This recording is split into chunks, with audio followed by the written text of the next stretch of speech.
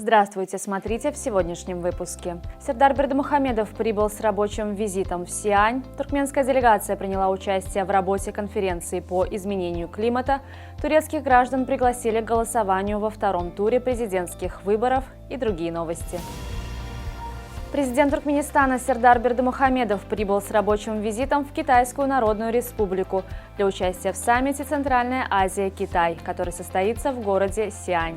Ожидается, что сегодня в рамках визита состоится запланированная встреча президента Сердара Бердымухамедова с председателем КНР Си Цзиньпином. В Душанбе стартовала 5-я Центральноазиатская конференция по вопросам изменения климата ЦАКИК-2023, в которой приняли участие делегации стран Туркменистана, Казахстана, Киргизстана, Узбекистана и Таджикистана.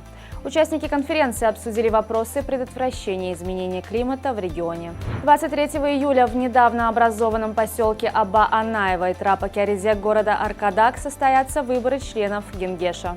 Благодарственные послания из Афганистана, в которых выражается глубокая признательность за направленную афганскому народу очередную гуманитарную помощь, поступили на имя президента Сердара Бердымухамедова и национального лидера туркменского народа, председателя Халк Маслихаты Туркменистана Гурбангулы Бердымухамедова. Посольство Турции призвало граждан своей страны в Туркменистане, зарегистрированных в качестве избирателей, проголосовать во втором туре президентских выборов. Проголосовать можно в здании посольства в Ашхабаде 20 и 21 мая с 8:00 до 22:00. Представители Туркменского государственного университета имени Махтум Кули приняли участие в обучающих онлайн-семинарах, организованных Белорусским государственным университетом в рамках договора о сотрудничестве между вузами. Вебинары были посвящены проблемам изучения биотехнологий в высших учебных заведениях.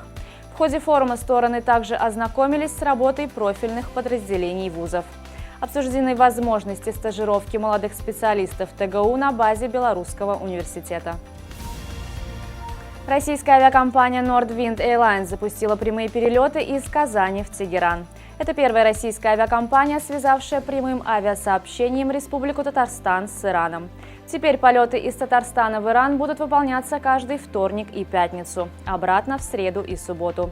В пути пассажиры проведут около 3 часов.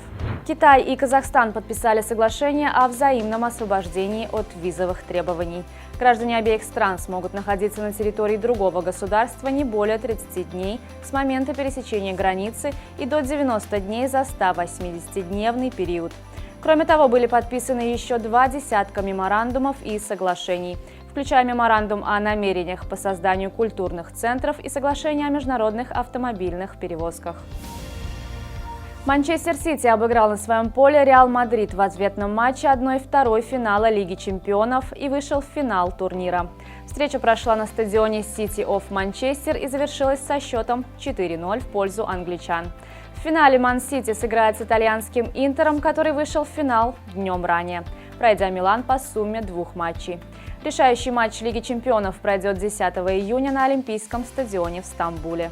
В 7-м туре высшей лиги чемпионата Туркменистана было забито 8 голов и показано 17 желтых карточек.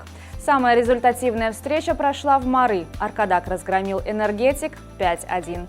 В матче между Шагадамом и Мервом была зафиксирована ничья 0:0. Алтынасыр одержал победу над Ашхабадом 1:0. Анибичи переиграл Ахал 1:0.